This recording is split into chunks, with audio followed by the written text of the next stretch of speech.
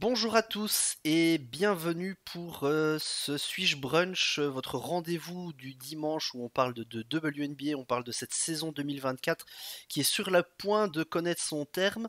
Aujourd'hui, pas de Shai qui prend des petites vacances bien méritées. Je suis accompagné par Ghislain. Ghislain, comment ça va? Bah écoute, nickel, ouais, super. On a un game 5, donc tout va bien. Et voilà, exactement, en enregistrant, enfin, quand on prévoyait d'enregistrer ce brunch, on ne savait évidemment pas si on serait là pour sacrer le titre de New York ou en préface d'un Game 5. Euh, Minnesota a décidé de rester en vie, de ne pas se laisser faire, et donc ça va aller à un Game 5 qui est absolument immanquable et qui aura lieu donc ce soir, cette nuit, à 2 heures du matin. Avant ça, on va revenir quand même sur deux trois petites infos et puis on plongera vraiment dans ces finales qui sont tout bonnement hyper excitantes et à suivre. Des petites infos, voilà, des petites news qui sont tombées de la semaine et on se disait qu'on allait quand même revenir dessus. La première, c'est on a eu donc dans tous les trophées individuels la dernière annonce qui manquait, c'était donc les All WNBA First Team et Second Team qui ont été annoncés. Alors en All WNBA First Team, on avait donc Nafissa Collier, Eja Wilson, Brianna Stewart, Caitlin Clark et Alyssa Thomas. Euh, Tandis que en All WNBA Second Team, on a là Sabrina Ionescu, Kalea Copper, Neka Ogwumike, Arike Ogunbowale et Jonquel Jones. Ben voilà. Est-ce que tu as une petite réaction sur ces teams, Gis? Ouais. Non, mais bah, Question rhétorique. la first team, on s'en doutait un peu parce que c'était le top 5 MVP. Donc en fait, ils ont pas été très très loin. Bon, même si on l'a déjà évoqué, il y a des petites choses un peu bizarres. Bon, à partir du moment où on met pas les postes de jeu dans le débat. Voilà, ils ont jugé de mettre 4 forwards et puis une guard. Et effectivement, ils ont pris Caitlin Clark en guard. Moi, personnellement, j'aurais pris 2 guards dans cette équipe et 3 forwards. Et j'aurais certainement mis Alyssa Thomas en deuxième team. Et donc, j'aurais fait monter Sabrina Ionescu, personnellement. Parce que, Pareil. voilà, je pense que c'était la solution la plus logique. Et puis, en plus, moi, j'aime bien, tu le sais, faire des équipes qui peuvent jouer, quoi. Parce qu'à un moment, Ouais. ce 5-là, je vois mal comment il peut jouer au basket. Et puis sur la seconde, alors là, par contre, j'ai beaucoup plus de choses à dire. Effectivement, Sabrina Ionescu, bah, comme je l'ai dit, moi, je l'aurais monté en first team. Et là, il y a deux joueuses principalement que je comprends pas, c'est Arike Ogunbowale et Jonquel Jones. Arike Ogunbowale, pourquoi? Bah, parce que déjà, ok, elle a fait une saison statistique très bonne, on va dire, hein, même si les pourcentages sont quand même très suspects. Mais à un moment, bon, Dallas finit combien? Dixième? Je sais plus, onzième, non, onzième de la ligue.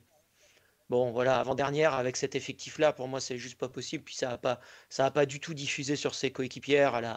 Elle a squatté le ballon les trois quarts du temps. Donc, c'est pas forcément que de sa faute, hein, c'est aussi la structure du jeu de Dallas. Mais là, j'ai pas compris. Et pareil pour John Cole Jones, personnellement. Bah, elle fait. Alors, bien sûr, New York fait une bonne saison, mais moi, je la mets absolument pas en deuxième team. Voilà.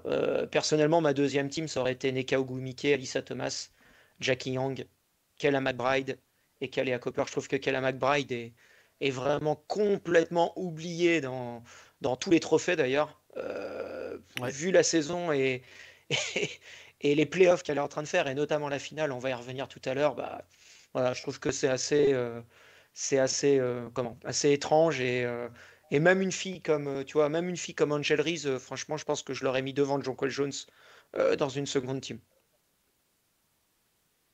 Ouais, c'est dû aussi à son utilisation au sein de New York, hein, on l'a Oui, déjà oui, dit, oui, son mais rôle, ça joue quoi. son fait d'être troisième Ça option. joue quoi. Mais fatalement, oui, ça fait partie du contexte. Et je suis assez d'accord avec toi sur le, le manque de respect pour la saison de Kayla McBride, qui, enfin, tu le sais, on en avait discuté, qui pour moi était peut-être ma Defensive Mm. Player of the Year, ou en tout cas il y avait discussion, ça dépendait si. Tu sais, il y a toujours ce côté défense intérieure, défense extérieure, mais mais je l'aurais mis déjà devant Nafisa Collier, peut-être déjà rien que Oui, sur ouais, moi aussi. le trophée défensif. Et alors là, par rapport à la saison que fait Minnesota, c'était pas déconnant d'avoir deux représentants de Minnesota Bah, je pense, ouais. dans les teams, de la même manière qu'il y en a deux de New York, ce qui est tout à fait logique.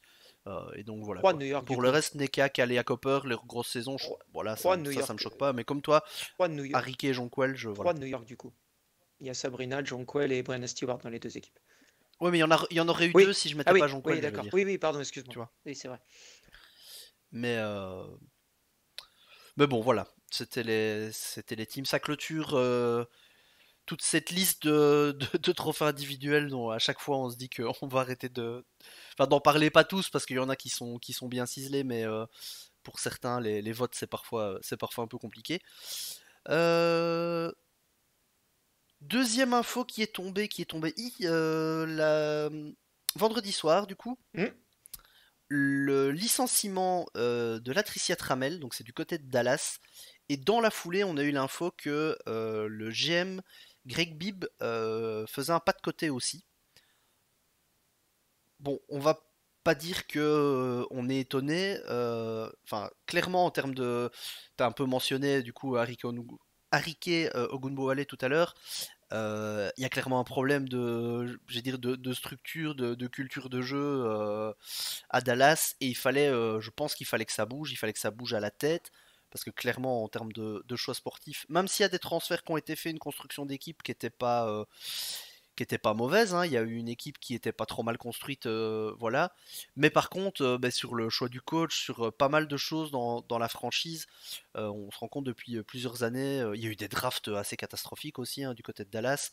Euh, on se rend compte que oui, c'était parfois un peu compliqué. Et alors, Latricia Trammell, qui est une coach qui bénéficiait de beaucoup de crédit, et qui sportivement n'a jamais réussi à faire beaucoup de choses avec cette équipe. Alors il y a une quatrième place la saison dernière en 2023, euh, mais qui est dû, je pense, enfin ça c'est mon avis personnel, mais beaucoup à la saison incroyable de Satou Sabali, et aussi aux défaillances de certaines autres équipes sur blessure. Je pense à Washington, je pense à Los Angeles. Euh, et donc voilà, en tout cas, toujours est-il que je pense qu'il fallait du changement à Dallas. Il arrive, alors on ne sait pas par qui ça va être remplacé, donc ça c'est aussi une question, parce qu'on sait qui part, on ne sait pas qui arrive. Mais toujours est-il que voilà, l'expérience Latricia Trammell et Greg Bibb, ça s'arrête, donc il y a quand même une page qui se tourne assez franchement dans le Texas. Ouais, bah, en fait, Greg Bibb, il est président, du coup, enfin, c'est un copropriétaire. Il est président et il s'occupait aussi de la direction sportive, donc de recruter les coachs et puis, bah, évidemment, de participer au recrutement des joueuses. Euh, Faut quand même le dire, hein, depuis le déménagement à Dallas, donc 2016, donc en 8 ans, il y a eu 5 coachs déjà. C'est la cinquième coach qui va être licenciée, donc on peut pas parler vraiment de stabilité. On voit bien que ça marche pas trop. Moi, je suis assez content. Je pense que de toute façon, la franchise, si elle voulait continuer d'avancer et, à mon avis, conserver ses joueuses, il devait y avoir quelque chose qui bouge, quoi. On a souvent évoqué dans l'année Satou Sabali, qui est free agent en 2025. Voilà, je pense qu'il faut envoyer des signaux et ces signaux-là sont bons. Après, on va voir quelle direction sportive ils vont engager. Pour moi, le problème, il est juste là, Dallas. Elles ont une bonne équipe. Elles ont quand même c'est un État des États-Unis qui est intéressant à y aller, rien que pour des questions fiscales déjà. Donc, c'est quand même relativement attrayant. C'est plutôt une région de basket aussi. Donc, il y a plein de choses positives. Il faut se rappeler aussi que Dallas, cette année, a donc quand même 45% de chances d'avoir le first pick de draft 2025, en cumulant en fait son pourcentage et le pourcentage de Chicago, puisque elles ont le droit de swapper le pick. Donc elles ont autant de chances en fait à la loterie que Los Angeles qui a fini dernière. Donc imaginons qu'elles ont le first pick, elles puissent drafter une Paige Bakers par exemple. Bon, elles ont toujours la possibilité de corse à tout. Si derrière tu engages un nouveau GM, un nouveau ou une nouvelle coach et que tu as un trio Harike, Page, Satou, tu vois, pour redémarrer un projet, ça peut quand même être sympathique, quoi. Je sais pas ce que tu en penses, mais Donc, Ah ouais, non, c'est donc, clair. euh, Mais donc après, il faut mettre voilà, faut mettre les bonnes faut bases, mettre quoi. les bonnes structures en place. Donc la direction sportive, ce qui est important, hein, déjà le GM, peut-être un président des opérations basket, on verra comment la structure va être. Mais en tout cas, avoir une vraie direction sportive et pas avoir un peu des lubies comme c'était le cas à Dallas, c'est-à-dire ah bah là notre coach on veut la changer ou là je vais drafter cette joueuse là parce qu'elle m'a plu en regardant 3 matchs. Enfin bon voilà, on a eu des milliers d'exemples. On a vu ce qui s'est passé avec Skylar Smith. Bon, on a vu aussi ce qui s'est passé avec Liz Cambage dans le passé. Bon, même si pour le coup, Liz Cambage n'est pas la joueuse la plus simple à gérer, mais bon, voilà, il y a eu tout le temps des histoires, quoi. Donc c'est pas surprenant que ça aille dans le mur. Et puis, donc, on va voir comment ça va rebondir. Moi, je trouve que c'est plutôt intéressant. Ça va être intéressant de suivre. Il y a pas mal de coachs là qui ont été licenciés, hein. Il y a 4 équipes sans coach. On va voir. Est-ce que ça va faire chaise musicale? Moi, je me suis déjà exprimé. J'aimerais bien voir quelqu'un comme Kurt Miller, par exemple, à Dallas. Je pense que ça marcherait bien.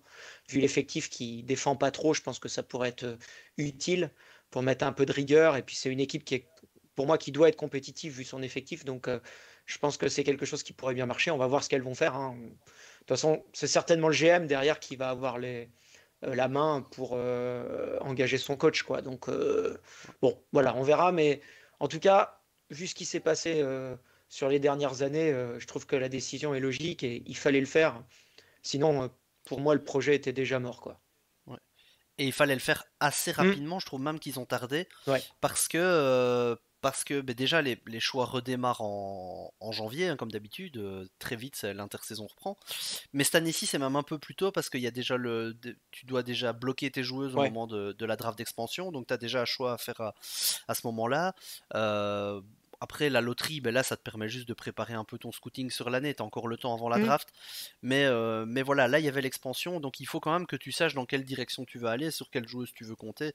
Donc je pense qu'il faut pas traîner à désigner ta nouvelle direction sportive et dans la foulée ton ou ta nouvelle coach, quoi. J'ai pas regardé pour Dallas, mais je pense que pour sélectionner les 6 joueuses, ça doit être relativement assez simple. Faudrait regarder, on s'y penchera, mais à mon avis, il Ouais. n'y aura pas trop de débat, sachant que ouais, la seule joueuse qui est peut-être voilà, en discussion, parce que moi je pense qu'ils vont corps, ça tout Sabali, comme ça va régler le problème. Si elle a le risque de partir, je pense qu'ils vont l'accord pour qu'elle reste. Et la grande question, elle est surtout autour de Natasha Howard qui sera free agent. Donc qu'est-ce que tu fais sur elle? C'est la question. Je pense que ça sera la grosse question de l'intersaison pour Dallas. Vu les autres salaires, à mon avis, c'est presque bloqué, à moins d'un gros trade, mais bon, j'y crois pas trop, quoi. Ouais, Donc on verra. Ça sera les premières questions à gérer, je pense, Natasha Howard, par exemple, typiquement, tu vois, pour le nouveau GM, quoi. ouais, ouais, c'est ça. Ok, bah, tout ça nous amène au final. Lors du brunch de la semaine passée, on s'était laissé juste après le Game 1, qui avait été un match complètement fou. Depuis, on a eu 3 matchs qui se sont déroulés. On a eu un Game 2 à l'avantage assez clair de New York, qui a repris, qui du coup enfin, n'a pas repris son destin en main, mais qui en tout cas est revenu à égalité dans la série. La série est revenue à Minnesota. On a eu un match 3, j'essaye de me rappeler les scénarios, où Minnesota tient le bon bout pendant pratiquement tout le Ah match et bah au ouais. final New York l'emporte à la fin. Donc là 2-1 pour New York, on se dit oh là là c'est compliqué. En plus New York donne l'impression d'avoir tactiquement trouvé quoi faire. Il y a des incertitudes autour d'Alana Smith qui semble s'être blessée au dos. Il y a bon toutes des choses qu'on a évoquées. On est revenu très longuement dessus lors de notre live Twitch de jeudi où on a vraiment plus analysé le Game 3 en profondeur. Et donc un peu peur sur le Game 4. Et en fait le Game 4, on a un match hyper serré. Euh, Plutôt bien joué des deux équipes, très bien maîtrisé par Minnesota qui finit par l'emporter sur le fil à la fin. On a eu un match où il y a eu un nombre incalculable de changements de lead, beaucoup d'égalité. Dans les autres matchs, on avait souvent une équipe qui prenait le dessus et puis de temps en temps un peu des remontées comme ça. Ici, non, on a vraiment deux équipes qui se sont tenues à pratiquement, je pense, 2 ou 3 points d'écart quasi tout le match. Et donc, au final, Minnesota qui l'emporte dans la dernière minute, 82-80, et ça nous amène donc à un Game 5 décisif, de retour à New York au Barclays Center, et donc comme je le disais, cette nuit à 2 heures du matin. Donc que demander de plus sur cette série, on en parlait entre nous, c'est je pense la plus belle série depuis celle de 2019, série de Mm. finale, Ouais. avec de l'incertitude, du beau jeu de part et d'autre, un peu une opposition de style, des joueuses qui répondent présents. Euh, ouais, un peu dans le même esprit que les finales 2019, même si ici en plus je trouve il y a un peu plus de star power, il y a le côté grande ville de New York, il y a, on le disait, hein, c'est ça doit être parmi pratiquement les deux plus grandes salles de la ligue en plus. Minnesota, c'est sûr que c'est la plus grande en termes de capacité, 19 000 personnes. Je pense qu'au game, je sais plus si c'était au game 3 ou 4, la salle était Ouais, bah hier c'était pleine à pareil, hein. rabord, C'était pareil. et hier, à mon avis, c'était Enfin pareil. avant-hier, pardon. Donc, il y a des, il y a des, comment? Il y a vraiment une ambiance top. C'est vraiment des finales. Moi, je trouve il y a tout dans ces finales. Il y a des joueuses qui globalement ne passent pas à côté. Alors, il y a toujours des erreurs, il y a toujours parfois des coachings un peu qu'on ne comprend pas trop. Enfin, on va y revenir, mais enfin, moi, je me régale. Je suis hyper content que cette série était en 5 entre clairement les deux équipes qui ont été les meilleures sur la régulière et qui le prouvent encore dans ces playoffs. Donc voilà, que demander de plus? Ouais, bah t'as bien résumé un peu l'ensemble de la série, quoi. Après, le match donc dans la nuit de vendredi à samedi, c'était quand même assez dingue. Là, moi je pensais, honnêtement, on en avait parlé jeudi, je pensais que Minnesota allait prendre un coup derrière la tête avec la victoire au Game 3 dans un match où franchement Minnesota le joue 10 fois, le gagne 9 fois quoi. Elle l'avait archi dominé le match, elle le perd sur un 3 points à 9,50 m de Sabrina Ionescu. Enfin bon voilà, c'est comme le Game 1 au final, sauf que le Game 1, tu sais que tu as du temps derrière pour te reprendre. Par contre, à 2-1, voilà, le match 3 dans une série de 5 il est important. Je pensais elles n'arriveraient pas à se relever de ça. Il y avait l'incertitude, comme tu l'as dit, autour d'Alana Smith qui a pu tenir son rôle. Bon, ça a été un peu compliqué en première mi-temps. On a bien vu que, comme toute blessure au dos, il faut que ça chauffe pour que ça aille mieux. Par contre, en deuxième mi-temps, elle a été vraiment très très importante. Et voilà, il y avait cette incertitude-là. C'est sûr que si elle peut jouer, ça change quand même beaucoup la série beaucoup les matchs. Donc voilà, donc elle a tenu son rôle. Et puis, bah, comme tu le disais hier, hein, c'est 13 égalités et 14 changements de leader sur le match. Donc c'est juste assez dingue pendant 40 minutes. Et petit point de stat aussi, j'ai regardé ça tout à l'heure. C'est la deuxième euh, série de finale la plus serrée de l'histoire. La plus serrée, c'était 2010 entre le Storm et le Dream. Donc, par contre, il y a eu 3-0 pour le Storm, mais avec 2,67 points d'écart en moyenne. Et donc, bah, la 2024, la finale qu'on est en train de voir, elle est à 5,25 points d'écart. C'est le game 2 qui fait Voilà, c'est l'écart le en game fait, 2 hein. parce que sinon, bah, il y a eu 3 points, 2 points et 1 point, je sais plus. Donc, enfin, 2 points, je crois. Donc, voilà. Donc, c'est le game 2 qui remonte un peu l'écart. Mais bon, voilà, on est quand même sur la deuxième, voilà, le deuxième plus petit écart de points de l'histoire. Donc, c'est assez, voilà.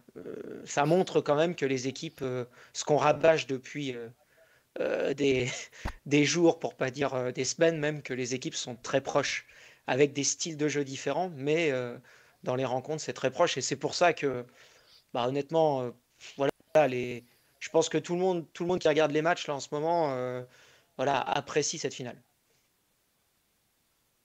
Ouais, non, c'est clair.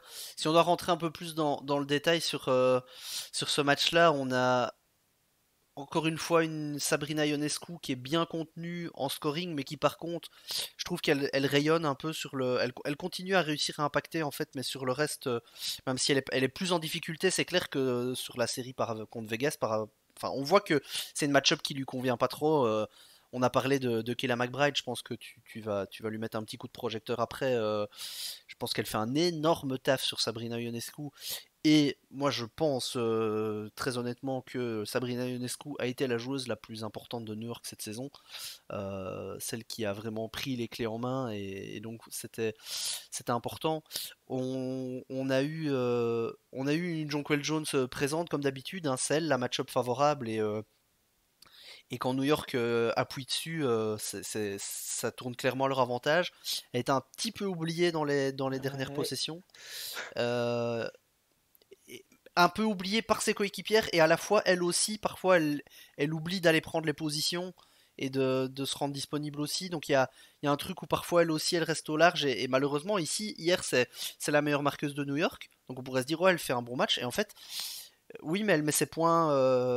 Enfin, il aurait peut-être fallu qu'elle en mette 3-4 de plus en fin de rencontre, plutôt que. Ben là, je passe à l'autre joueuse, Brenna Stewart, qui est à 5 sur 21, 0 sur 4 au tir, qui a vraiment essayé de forcer la décision hier, et ça passe pas, quoi. Ça passe pas face à la défense de Minnesota, qui, on l'a répété des dizaines de fois cette saison, est juste une défense collective hyper huilée, où toutes les joueuses bougent l'une par rapport à l'autre, les lectures des aides défensives, enfin tout est absolument millimétré. Donc là, assez compliqué. Et du côté des Lynx, on a aussi Nafissa Collier qui est moins prolifique qu'elle n'a pu l'être dans les premières séries, mais qui elle aussi impacte beaucoup, 9 rebonds, 4 passes quand même, alors qu'elle n'avait mis que 14 points. Mais par contre, l'effort est complètement réparti. On a une Bridget Carlton qui est bien dedans. Alana Smith, tu l'as dit, son rôle, c'est un peu la seule qui physiquement peut un peu tenir le choc face à Jonquel Jones. Et alors Kayla McBride qui en plus de défendre le plomb met 19 points. Euh, à 6 sur 15 au tir, mais à 3 sur 6 à 3 points. Donc ça aide aussi à étirer les lignes et à produire ce spacing dont les Lynx profitent tant. Courtney Williams, 15 points, qui est finalement Ça va. assez propre selon ses standards, ça Ouais. va encore. En fait, elle est. Elle est un peu- J'en parlais encore tout à l'heure.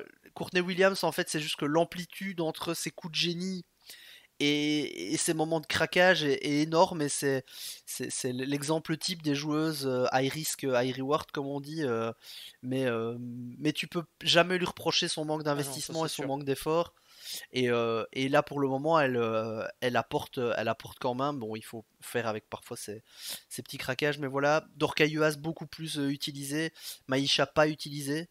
Bon, ça aurait pu se faire en cours de Game 3, on l'a analysé jeudi, mais là, en tout cas, l'ajustement s'est fait et voilà, ça nous amène vers un game 5 où bah là tout est possible de toute façon. Je pense que les deux équipes ont montré que ça pouvait aller dans n'importe quel sens, que domicile, extérieur, ça ne changeait plus rien, que qu'une équipe mène ou qu'elle ne mène pas. Globalement, je pense qu'on va avoir un gros game 5. Je pense que ça va être à la fois un énorme soulagement pour l'équipe qui aura gagné et un énorme crève-cœur pour celle qui aura perdu. Je pense que t'es comme moi, on sera tous les deux contents quelle que soit l'issue. C'est deux équipes qu'on apprécie, surtout sur la configuration de cette saison et sur ce qu'elles ont produit. Donc, euh, donc voilà, je ne sais pas ce que Moi je pense que New York peut quand même vraiment avoir des regrets sur ce match, même si au Hmm, final ça a été hmm. serré. C'est pas comme le match où le Liberty menait, où il y a cette remontée. Là je veux dire c'est resté serré de bout en bout, mais je trouve que sur certains choix qui ont été faits, autant on a beaucoup critiqué les choix de Cheryl Reeve dans le Game 3, autant ici je trouve qu'il y a eu quelques petits manqués de New York. Alors je sais pas si c'est les choix du coach ou si c'est les joueuses sur le terrain qui par moment... ben voilà, on parlait de Brenna Stewart qui a essayé de forcer la décision. Je ne sais pas ce qu'il en est.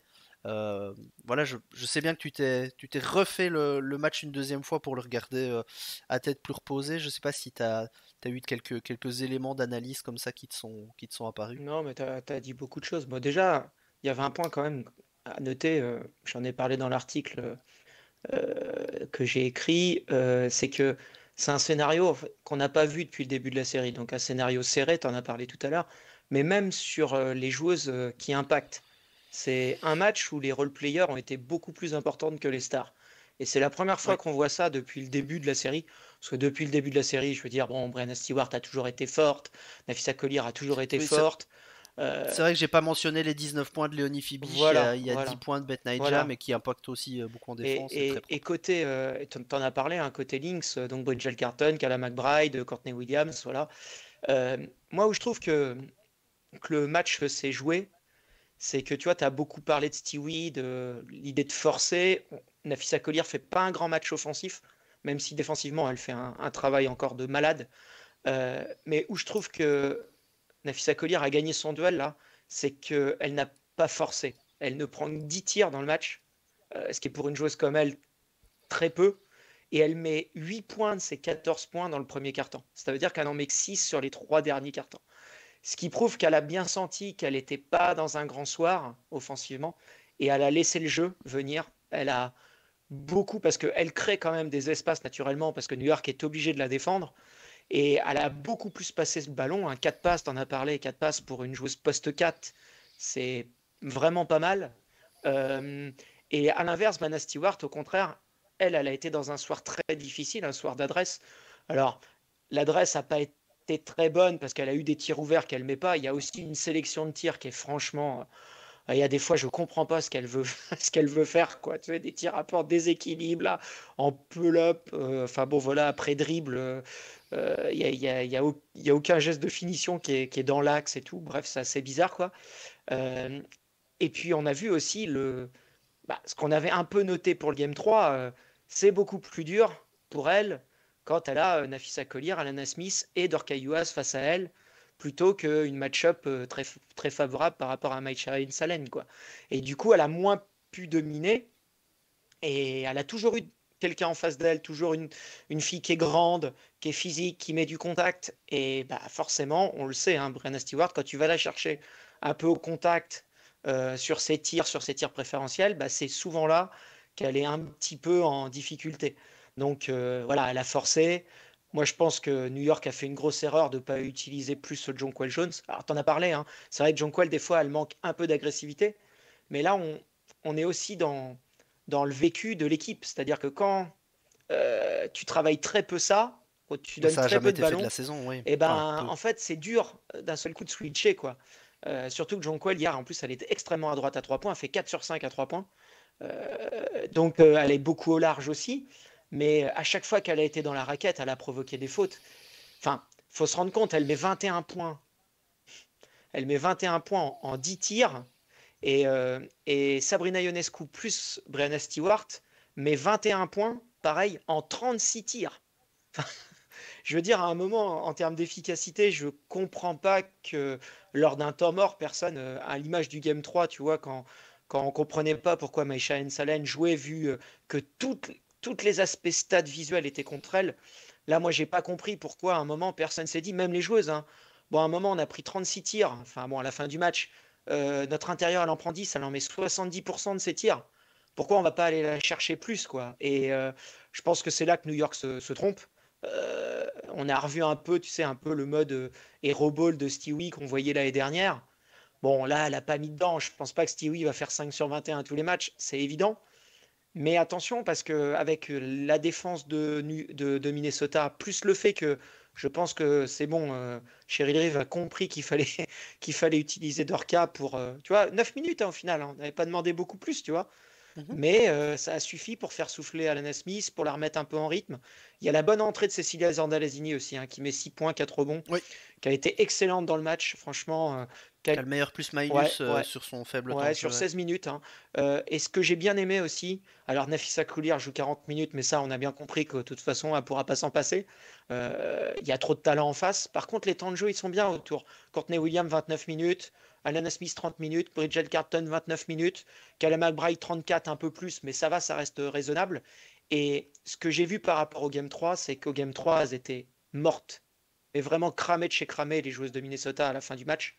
Incapables de défendre, de mettre l'intensité défensive. Par contre, là, si tu regardes la dernière possession, juste avant justement l'histoire, parce que ça, on va peut-être en reparler, l'histoire de la petite faute quand même. euh, la dernière possession de New York, Minnesota provoque un 24 secondes. Mhm. Avec Brenna Stewart qui balance un espèce de tir qui touche que la planche. Et donc, on a bien vu les Lynx plus fraîches physiquement. Et quand tu as cette défense-là, bah, comme tu le disais, hein, elles ont mis beaucoup de pression sur Sabrina Ionescu aussi. Mais il faut dire que là, j'ai re-regardé le match cet après-midi. Des fois, c'est Carla McBride. Il y a un switch, c'est Bridget Carlton. Il y a un autre switch, c'est Nafisa Collier. Bon, c'est un peu un enfer pour elle, quoi. Tu vois à chaque fois qu'il y a un changement, en gros, la joueuse, c'est presque pire que celle d'avant, quoi. Il y a que quand elle a Courtney Williams qu'elle a pu driver, qu'elle a pu mettre des points. Mais par contre, Minnesota la cache bien, elle la met souvent sur Leonie Beach. Bon, ça, c'est une belle adaptation. Et en fait, elles essayent de jamais faire switcher Courtney sur Sabrina. Donc, du coup, ça, c'est une belle adaptation. Et c'est vrai qu'elle est très, très gênée. En tout cas, au scoring. Parce que moi, je trouve encore une Ouais. fois que dans la création, elle fait encore 5 passes. Hier, elle prend 6 rebonds. Voilà. Autant le match de Brenna Stewart est forcé, autant celui-là de Sabrina, on va Non, dire que c'est un match moyen, quoi. C'est pas un match c'est excellent, ça. mais c'est un match moyen. C'est ce que Correct. je disais, Correct, on va dire. il est plus Voilà. discret au scoring, mais Mm. elle arrive quand Il même est à impacter. correct, en tout cas. Voilà. Voilà un petit peu sur Après voilà, oui, je pense sur ce que j'ai il y vu, a un quoi. pari qui est fait de laisser effectivement Léonie Fimich mettre ses paniers. On l'a vu sur certains matchs, même avoir par certains moments des paniers complètement ouverts. Au final, hier, elle répond bien parce qu'elle Mm. met 19 points, Mm. en étant très très propre, Mais, hein, 7 sur 12 mais au tir. tout- Euh, tous les playoffs, les équipes ont fait ce choix-là parce qu'elle est à 55% à 3 points depuis le début des playoffs. Tout le monde fait ce choix-là parce que en même temps, c'est c'est ça se logique. comprend, hein, ça se comprend que tu vas aller. Il y a trop de talent dans cette équipe et donc elle en profite très bien et, et c'est excellent, mais on voit quand même que par contre, à elle seule, elle peut pas faire la différence. Il faut que les autres soient quand même corrects C'est ça. pour que ça avance, quoi. Donc bon, on va voir après au Game 5. Bon, peut-être qu'on peut peut-être revenir sur la dernière action quand même. Je sais pas ce que tu en Ouais, penses, mais vas-y. donc voilà, il y a une belle défense de Minnesota qui récupère, il y a égalité. Et là, Minnesota est dans le bonus, il doit rester, je sais plus, 18 secondes, je crois, de mémoire. Et il y a eu temps mort. Et Minnesota se décide, alors moi j'ai un peu crié quand j'ai vu ça, se décide de jouer une isolation sur Courtney Williams. D'ailleurs, Cheryl Reeve l'a déclaré en conf de presse juste après hein, que c'était le plan. Donc elle prend le dribble, il n'y a pas d'écran, rien du tout. Les quatre joueurs sont vraiment sur la ligne de fond pour laisser de l'espace. Et elle joue face à Betnat Jalani pour prendre un tir qui est quand même un tir vraiment contesté et difficile, tir qui est manqué. Et là, le paradoxe comme au game 1, après que New York a surdominé encore ce match au rebond offensif et domine la série, et ben c'est encore sur un rebond offensif que le match va se jouer comme au game 1. Ce coup-ci, c'est pas Alana Smith, ça va être Bridget Carlton qui va aller chercher le rebond et avec une faute de Sabrina Ionescu qui va envoyer sur la ligne et qui va mettre les deux lancers. Donc voilà, bon, faute indiscutable, hein, honnêtement. Je sais que ça a fait un peu débat ces histoires-là, mais voilà, elle la ceinture clairement. Il y a pas de débat. Et puis, bah, gros match quand même et grosse performance de Bridget Carlton de mettre bah, les deux lancers francs décisifs quand même, parce que c'était pas Ouais, elle a pas simple. tremblé. Voilà, 79%, j'ai regardé là sur la saison. Donc en plus, bon, c'est un bon pourcentage, mais je veux dire, on n'est pas sur du Kayla McBride à 95, quoi, tu vois, ou du Sabrina Ionescu, quoi. Donc c'était pas simple. Elle a fait 2 sur 2, et puis après, il reste 2 secondes, et il y a une tentative d'Ave Maria de Sabrina Ionescu qui au final prend un tir correct vu qu'il reste 2 secondes. Et Elle est un peu désaxée. Le miracle a eu lieu au Game 3, il peut bah, pas. Enfin. le shoot du Game 3, c'est un shoot contrôlé. Celui-là, il est beaucoup moins contrôlé, Oui, en oui, non, fait. non, Voilà. oui, oui. Et, Non, non, oui, c'est ça. mais honnêtement, quand il part très haut. Et quand on connaît la joueuse, Ah, t'es obligé d'avoir peur, hein. je veux dire, tant que le ballon. Enfin, moi, j'avais pas peur, hein, parce que globalement, je m'en moquais si c'était Minnesota ou New York qui gagne. Mais je pense que les fans dans la salle ont eu peur parce que tant que le ballon retombe pas par terre, quand ça Mhm. part très haut comme ça, on sait jamais enfin, avec ces filles-là, surtout elle, quoi. Je me suis dit, elle est capable. Enfin, moi, j'y ai cru hein, qu'elle pouvait le prendre, hein, qu'elle pouvait le mettre. Hein, donc, mais bon, au final, c'est assez loin quand même. Ça touche que la planche. Et puis voilà, Minnesota bah, force le Game 5 avec encore une rencontre où je les ai trouvés admirables de combativité défensivement. C'est Franchement, j'ai pas de souvenir, tu vois, de voir une équipe défendre aussi bien collectivement. J'ai vu des équipes bien défendre avec des joueuses fortes individuellement en défense, mais là, le travail collectif, de mémoire, j'ai pas d'équipe en tête, tu vois, où j'ai vu ça, quoi. Non, tout à fait. Et ça nous amène au Game 5, où bah là, de toute façon, ça devient compliqué de faire le moindre pronostic. Moi, je vais juste te poser une question. Donc là, le Game 5, on sait bien que ça sacrera un gagnant. Je pense que si les lignes se gagnent, il n'y a pas trop de questions sur qui doit être MVP des finales. Ou alors est-ce que tu en as quand même? Ah, moi, je me pose la question. Finalement, en fait, en te le disant, je me disais qu'il n'y en avait pas, et puis finalement quand même.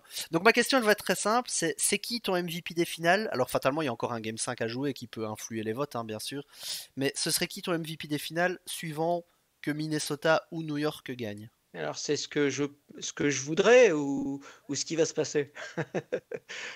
Non, non, Oh, ce que tu non, veux pas, bah, plutôt mon ressenti. Euh, alors, je vais te donner le premier pour moi qui me paraît le plus simple. Si New York, alors bien sûr, il faut que la joueuse soit correcte dans le dernier match, hein, évidemment, parce que si elle passe Mhm. complètement à côté, bon, je pense qu'il y en a trois à New York qui pourraient être élus.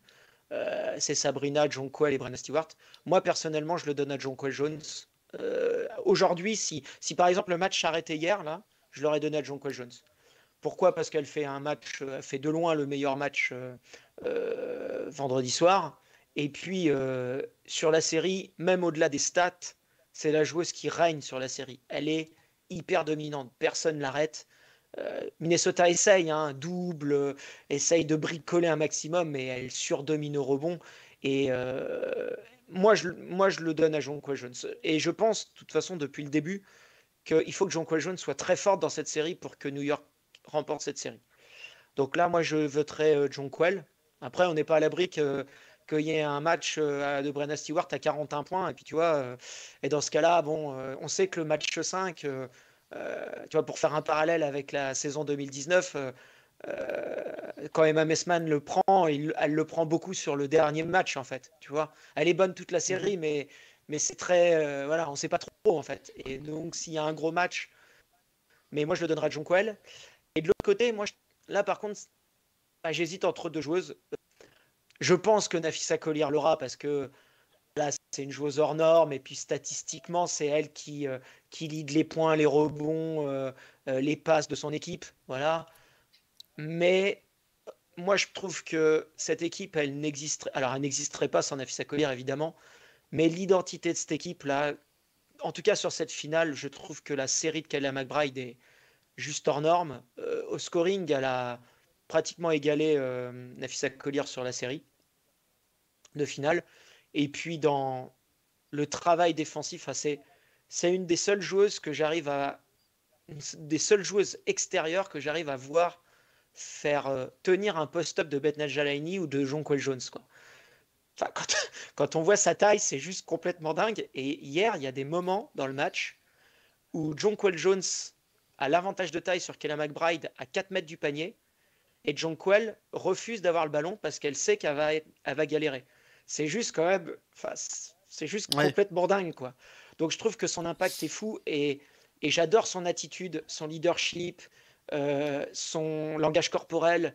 Hier, elle va au mastic quand elle va chercher les 2+1 là, au drive, alors que c'est pas quand même une énorme joueuse de drive au départ, mais elle va au contact, elle prend des coups. Je pense qu'elle va faire des séances de bain froid après la finale, mais ouais, je pense que Nafissa Collier l'aura parce que c'est la star. Mais moi, si j'avais un vote, je me demande si je voterais pas Kayla McBride. Moi, je suis globalement d'accord avec ce que tu as dit. Je pense que ça pourrait être Jonquel. Je pense que ça sera Brenna Stewart si c'est Mhm. New York. Ne fût-ce parce qu'il y a le match à 30 points qui reste dans les têtes. Ouais, Ne mais il y a fût-ce parce deux que je mauvais pense matchs que quand même New dans la York. série, hein. Ah oui, je suis d'accord avec toi Ouais, aussi. mais quand même. Mais je pense aussi que New York peut pas gagner un Game 5 si vraiment t'as un non-match de Brenna Stewart. Mais je pense aussi que New York peut pas gagner si t'as pas un gros match de Jonquel. Donc je pense que celle qui a le moins de chances de l'avoir, ça reste quand même Je Sabrina pense aussi, Ionescu ouais. malgré Mm, son gros mm. tir, mais parce que c'est pas que c'est pas une série pour elle, mais on l'a dit, c'est une série où elle est très bien muselée, donc elle, au scoring, elle ressort moins. Or, t'as beau faire, ça reste quand même un marqueur Ah assez bah, c'est important. sûr. Et je suis totalement, tout à fait d'accord avec tout ce que t'as dit par rapport à Minnesota. Encore une fois, s'il y avait un MVP des playoffs, je pense que Nafisa Ah, Collier l'est sans hésiter. Après, c'est aussi, c'est sûr. enfin, c'est toujours compliqué parce que toutes les role-players, c'est aussi par rapport à l'espace que crée Nafisa Collier, par rapport à la défense qu'elle. Mais en tout cas, je pense que c'est de toute façon les deux joueuses les plus importantes dans le système de Minnesota, ça me paraît assez clair. Mais j'ai quand même l'impression qu'en tout cas, c'est un débat qui se joue pour les votants entre Nafisa Collier et Brianna Stewart avec peut-être une petite pièce sur Jonquel. Les fans de Euh... Yukon vont être contents si ça se joue entre les deux. Ouais, c'est ça. Et les sponsors de la Oui, Unrivaled oui, aussi, ouais. qui doit arriver aussi, parce que c'est une bonne finale pour eux, ça. Ah, oui, oui, bah, ils vont surfer là-dessus, ouais. Donc, ouais, non, bah, on va voir, hein, mais ça va être. De toute façon, on va voir, hein, Ne loupez pas c'est ce ce match, hein. soir, c'est à 2 heures du Mm. matin. Ne loupez pas ce C'est match. ah oui, non, non, c'est une magnifique pub pour la WNBA et le basket féminin. Des magnifiques finales, encore une fois, on le dit, on se régale. C'est vraiment des très belles finales, sans doute les plus belles depuis 5 ans. Et voilà, qui sacreront de toute façon de très belles championnes. Nous, on va se laisser là. Ah non, non, t'avais Ah oui, oui, j'avais un petit coup de gueule, ouais, à passer, ouais. un petit coup de gueule à Voilà. terminer. On va quand même le faire avant de se dire au revoir. Voilà, bon, un petit coup de gueule, tout est relatif, hein, mais ça fait longtemps qu'on n'avait pas parlé de ces points-là dans les brunchs. Ouais, alors je me suis un peu exprimé sur Twitter la nuit dernière. Euh, le comportement des deux coachs suite aux deux défaites m'a vraiment horripilé. Pour vous remettre dans le contexte, donc Minnesota perd le Game 3 contre New York. La première chose qui est dit en conférence de presse par Cheryl Reeves, c'est on a perdu à cause de l'arbitrage. On n'obtient pas assez de coups de sifflet. Nafisa Collier n'est pas arbitré comme les autres. Bref, enfin, voilà, on tombe là-dedans alors que, encore une fois, vous pourrez écouter tout ce qu'on a évoqué jeudi dans le Twitch. Il y a plein d'erreurs tactiques sur ce match, plein de choses qui n'ont pas marché. Et d'ailleurs, on l'a très bien vu, Surtout de on sa l'a très part. bien vu corriger ces points-là dans le Game 4. Donc, elle a bien retrouvé de la lucidité là-dessus. Et avant-hier, pardon, même chose. On sort du match.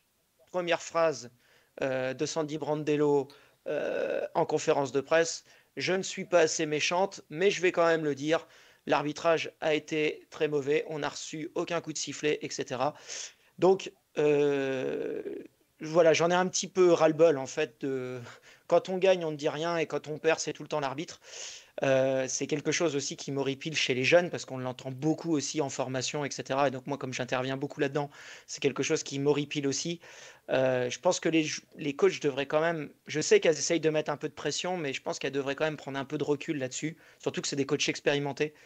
Et je suis assez déçu là-dessus. Alors je sais qu'aux États-Unis, le match d'avant-hier fait beaucoup débat parce que il y a 20 lancers francs à 9 pour une équipe. Mais En fait, il ne regarde que ça, c'est ça encore qui une est fois, pénible en ça fait. s'explique. C'est-à-dire que si vous regardez le match, Minnesota va chercher beaucoup de drive, va beaucoup impacter et donc provoque beaucoup de lancers francs. Vous allez beaucoup plus provoquer de lancers francs quand vous allez proche du panier que quand vous prenez des tirs après dribble, ce qui a passé son temps à faire New York, hein, puisque notamment Brianna Stewart, elle a pris plein de tirs en pull-up après dribble. Si elle, Donc, elle reçoit qu'un lancer, mais il faut peut-être se poser la bah question. oui, Si elle est à 0 sur 4, à 5 sur 21, c'est qu'elle prend des shoots de n'importe voilà. comment, de Et loin, du quoi. coup, et en plus, je mets tous les gens qui pensent que les coups de sifflet ont été avantageux pour Minnesota, bah je les mets au défi de regarder toutes les actions où Minnesota obtient des lancers francs et de me dire qu'il n'y a pas faute. Donc je ne comprends pas ces déclats, je trouve que c'est plutôt mauvais et ça rend pas service en fait même aux arbitres parce que ça leur met de la pression et je pense que c'est pas un bon moyen d'avoir des matchs correctement arbitrés. C'est vrai que des fois il y a des petits problèmes de cohérence d'un coup de sifflet, mais bon, ça reste des humains, les arbitres, les joueurs, les joueuses, les coachs font des erreurs, les arbitres en font aussi. Ça fait partie du jeu. C'est pas, je le dis souvent, c'est pas un jugement l'arbitrage. C'est voilà, il y a pas tout blanc, tout noir. Il y a le contexte du match. Il y a voilà, c'est des êtres humains. Et en plus, dernière petite chose là-dessus, parce que apparemment les Lynx auraient été avantagés pardon sur le match. Moi, la seule action que je trouve relativement très scandaleuse sur une absence de coup de sifflet dans le match, bah, c'est en faveur de New York puisque c'est sur une faute sur Nafisa Collier de Brianna Stewart qui lui arrache les deux bras et qui lui monte sur le bras une fois qu'elle est au sol. Et voilà, Ah oui, avec le voilà, avec review, le on review, essaye pendant 5 ans de savoir qui avait voilà. mis la Et balle là, il y a dehors, une quoi. faute énorme. Et elle aurait dû obtenir deux lancers francs. Il reste 4 minutes 15, je crois, dans le match. Donc, ça aurait été vraiment important. Et c'est pour moi le seul play qui est vraiment très mal sifflé, pour le coup. Et il est à l'avantage de New York. Donc, Bon, je veux bien entendre les déclats, hein, mais franchement, je les comprends pas. Donc, je, de mon petit niveau, j'encouragerais les coachs à prendre un peu de recul sur l'arbitrage lors des confs de presse. Voilà, c'était tout. C'était mon petit coup de gueule. Ouais, mais c'est toujours le différentiel de lancer qui est mis en avant et c'est comme tu l'as dit, c'est complètement débile parce que Ça il dépend faut du voir jeu. d'où et de l'agressivité des joueuses au cercle majoritairement, c'est quand même là qu'on va chercher ses lancers donc Quand Lonco elle est proche du cercle, hier, elle obtient des lancers. Voilà, c'est sûr que quand elle shoot à 3 points, bah, elle aura moins de chances de shooter des lancers, quoi. Donc, forcément, hein, sur ces 10 tirs, il y a 5 tirs à 3 points. Donc, il faut peut-être se poser des questions, quoi, au bout d'un moment, tu vois. C'est simple, hein. moi Bref, en tout cas c'est vraiment pas une série sur laquelle j'ai eu à aucun non. moment une réflexion enfin et je suis vraiment en tant que Il supporter y a des neutre quoi, manques je de suis pour aucune des cohérence, deux ça c'est équipes donc clair. Mais comme dans tous les ouais, il y a matchs, des matchs où voilà. parfois en Voilà. début de match ça siffle rien, puis à un moment ça se met à siffler beaucoup ou l'inverse. Mais il n'y a pas Ça, je peux de. comprendre que pour les joueuses c'est compliqué de s'adapter. Globalement, tu vois, j'ai parlé de celui-là, ce coup de sifflet-là. Il y en a aussi un autre, hein, qui est à très grand désavantage de New York dans le game 1, même s'il n'a pas de conséquences vu la victoire au final.